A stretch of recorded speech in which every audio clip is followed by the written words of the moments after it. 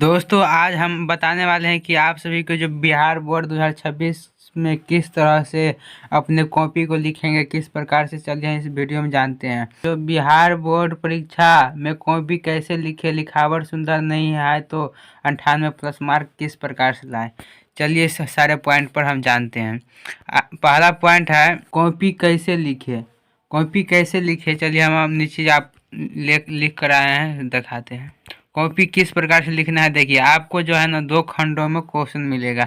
पहला खंड में जो रहेगा ऑब्जेक्टिव और दूसरा खंड में रहेगा सब्जेक्टिव। सब्जेक्टिव ऑब्जेक्टिव को तो मार्कशीट में भरेंगे आप सभी को, और सब्जेक्टिव आप सभी को भरेंगे अपने कॉपी पर। देखिए खंड ब पर फर्स्ट में लिख देना है, इसके बाद एक लाइन छोड़कर विषय निष्ठ प्रश्न लिखना है। इसका जितना नंबर आप क्वेश्चन बनाना चाहते हैं वो लिखना है। प्रश्न उत्तर संख्या इस तरह से लिख देना है और जितना नंबर बनाते हैं वो लिख देना है। इसका क्वेश्चन आंसर लिख देंगे डायरेक्ट इस प्रकार से। और एक लाइन आंसर लिखने के बाद एक लाइन छोड़ देने के बाद फिर से प्रश्न उत्तर संख्या जो आप बनाएंगे वो लिख देंगे। हो गया, इस प्रकार से आप कॉपी लिखना। और आपका दूसरा पॉइंट है लिखावट सुंदर नहीं है क्या करे 95+ कैसे लाए। लिखावट आपका सुंदर नहीं है तो आप इस प्रकार से लिखिए ताकि एग्जामिनर को समझ में आ जाए। आप उस प्रकार से लिखिए, आपको 100% जो है 95+ मार्क आएगा। और तीसरा पॉइंट है आपका है बोर्ड परीक्षा में कौन से पेन का उपयोग करें। मैं तो आपको सजेस्ट करूंगा जो ब्लू और ब्लैक लिंकलेसर जो पेन आता है वो उपयोग करिए, ये बहुत सुंदर है और मार्कशीट पर जो भरेंगे तो इधर से उधर नहीं छपेगा और लिखने में भी बहुत अच्छा लगता है। और जो नया न्यू पेन लेकर नहीं जाएंगे, जो आधा जो लिख लिए जो होंगे ना वो लेकर जाइए, वो अच्छे से चलते हैं। और अगला पॉइंट है आपका लिखावट सुंदर है और कुछ याद नहीं है तो कैसे 60% मार्क लाएं। आपका लिखावट सुंदर है और 60% मार्क लाना चाहते हैं तो आप एक भी क्वेश्चन को नहीं छोड़ेंगे और एक भी क्वेश्चन को नहीं छोड़ेंगे और अच्छे से लिखेंगे राइटिंग बना बना कर। और कम से कम 5 नंबर का सवाल है तो 10-15 लाइन में आपको लिखना है।